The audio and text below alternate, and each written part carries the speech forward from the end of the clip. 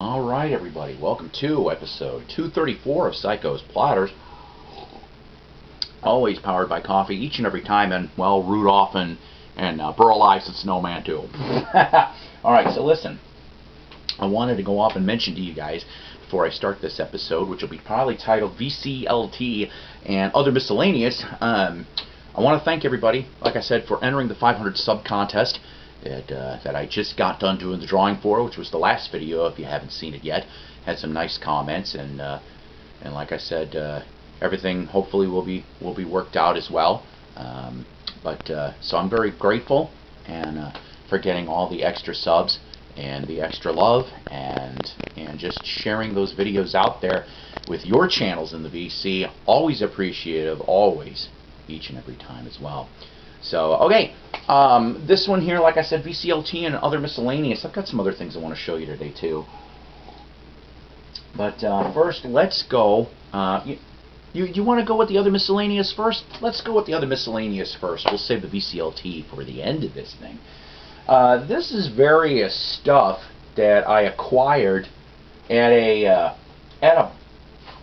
bookstore I happened to go to a few weeks back, and as maybe some of you regular viewers have known, that I will collect sheet music and other various music memorabilia according to things. And I don't think I showed this stuff, but if I have, just forgive me.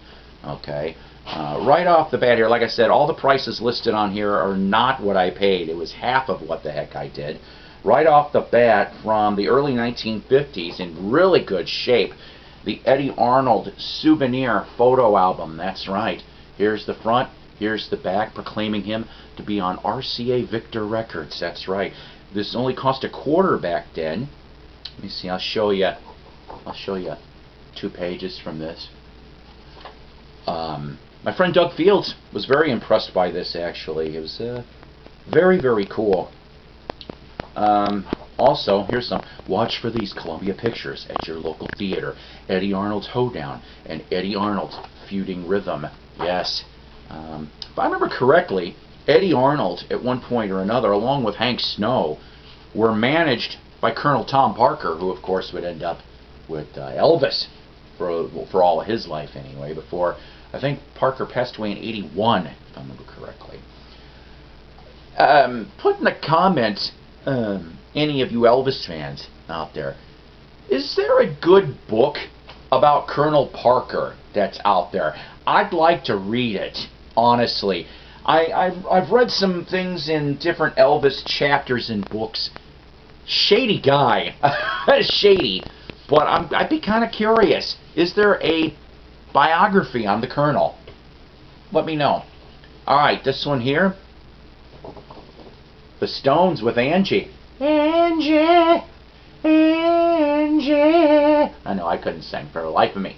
From '73, from Goat's Head Soup. I actually kind of dig this. It's the same front and back for this one. But Angie, buck for that one. I gave Doug Fields the Fifth Dimension Up and Away. I thought that was pretty cool. But even though this has got a pen mark, I still dig this. Royal Guardsmen, Snoopy and the Red Baron.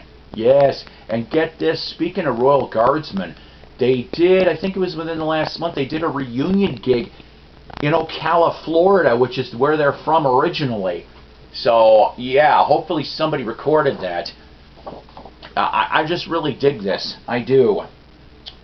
Okay, this one here, this is very, very cool. It says Deluxe Vocal Edition. Diana Ross and the Supremes join the Temptations. Yes, from their TCB television special.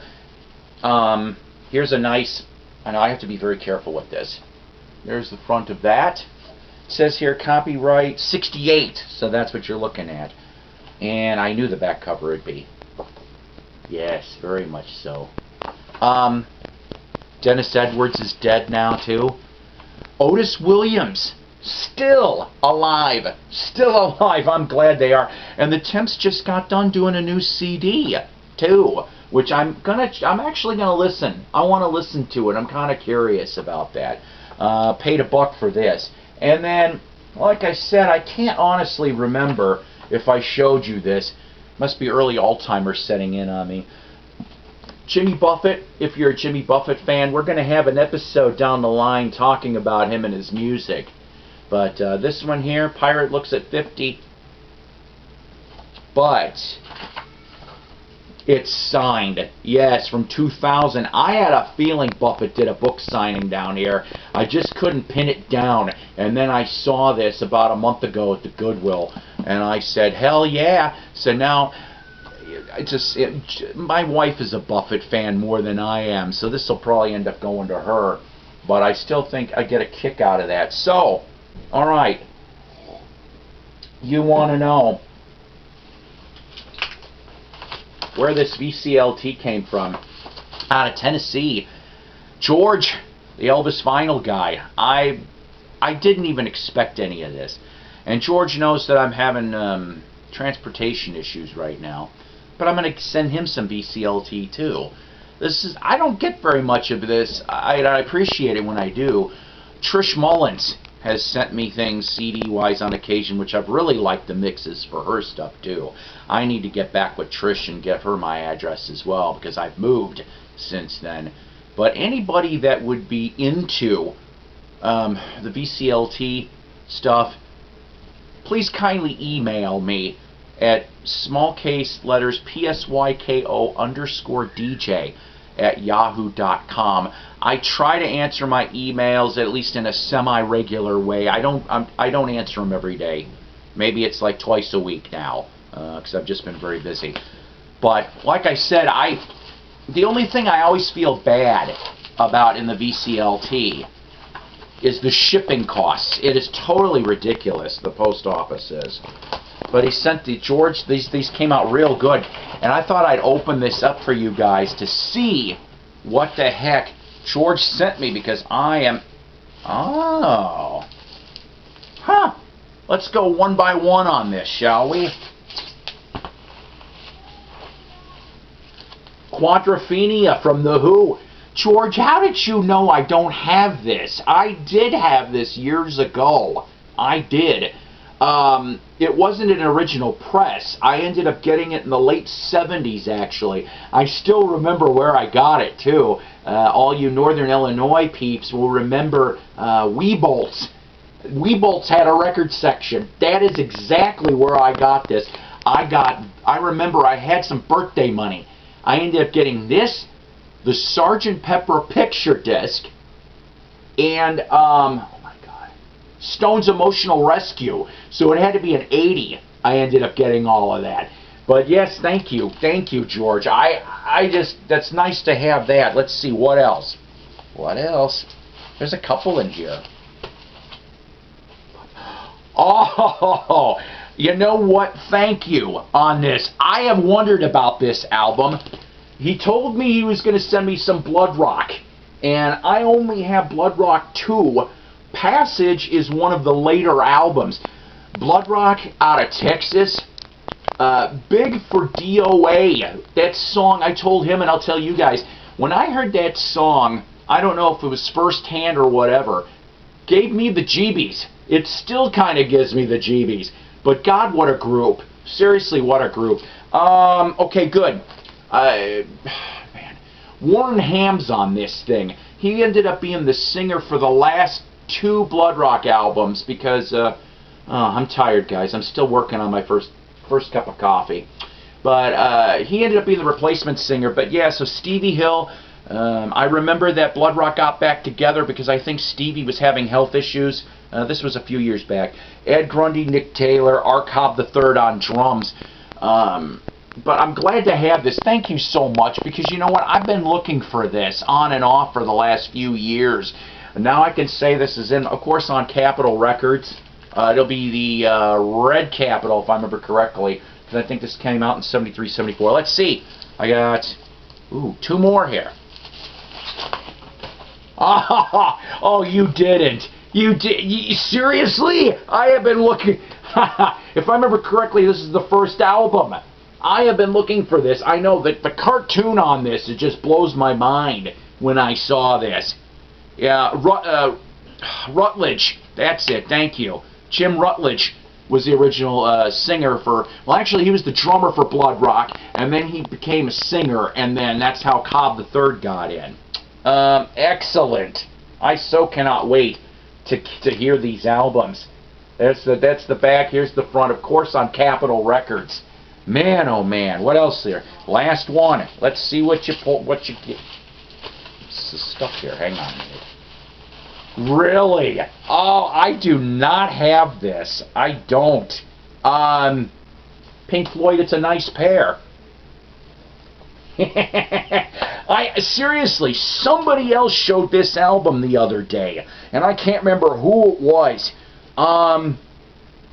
And you know, truthfully, yes, for you people out there, A Nice Pair is is the Piper at the Gates of Dawn and Saucerful of Secrets. Ended up, Capitol went and put them together for a double package reissue. Truth of the matter is, Saucerful, I do not have an original vinyl press. I've got a CD, of course. I showed that in the CD haul episode.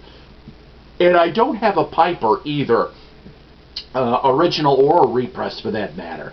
And I love Piper. I have, not only because of that Pink Floyd boot, but I mean on YouTube and the Pink Floyd anthology CDs that I got, the bootlegs of those from the 90s, I really appreciate that Sid material. Honestly, I love the Sid List material too, but God, if only Sid would have lasted at least another year or two. What would Floyd have been like? Where would he have taken him if he didn't become such an acid casualty like he did? So George, seriously, thank you very much. And like I said, George, I'll give you a hint. The shipping costs, I feel bad for this. It's probably going to be a handful of 45s and books. That's going to be your hint. I'm not going to tell you any more than that. But anybody else, like I said, if you guys want to do some VCLT with me, I have no problems with this. Like I said, though, shipping costs, it'd probably be 2 or 3 albums at the most, guys. I just know it gets up there. I really wish this stuff would get cheaper. But like I said, Psycho, PSYKO_DJ at yahoo.com, all in small letters, and you know, we'll do some things. I've got enough material here. I think I could come up with some interesting stuff for you guys in trade. Okay, couple new subs since the last time I talked to you guys. I'm at 588 at this point, very close to 6. Will I maybe do a 600 sub contest? I actually have a question in mind if we do. Maybe I will do a 600 sub contest. We'll see. It all depends. The new subs, Deadwax66, Big Red G. And I cannot remember if I mentioned Slacker 101, so if I did, forgive me, you get an extra dose of love anyway. That didn't sound right, but I know where I was going on that, and that's more important. Wax Museum with Ronnie Dark, and Night Owl Lounge with Mike Adams, 6 to 9 p and 9 to 10 p Central Standard Time, 87.7 WVOA out of Syracuse, New York. Go like their pages on Facebook. You can listen to them through Uber Stations. Uber Stations is actually probably the best option, but you can listen to them on Tuned In app as well. Doug Fields, I love you. You're like a brother to me. Make a new Vinyl Grotto episode. It's been a while. Tim Smith, Thrifty Music Collectors. He just posted some new stuff as well. And of course, the YouTube vinyl community. Without the YouTube vinyl community, none of us would be able to do these videos right here that we love to do. I'm trying to think upcoming episodes here. I do actually have another LP find episode. I have some miscellaneous metal cassettes that I forgot all about to show you guys too. And a potential mystery 45 box. I'm not going to know what's in it until I show you, because that's how this fun is. You guys take care. God bless. Rock on. And of course, please like and sub Psykos Platters, because we're going to try to keep things entertaining and educational around here, like I always do for over 5.5 years. Take care. God bless. Rock on. See you next time.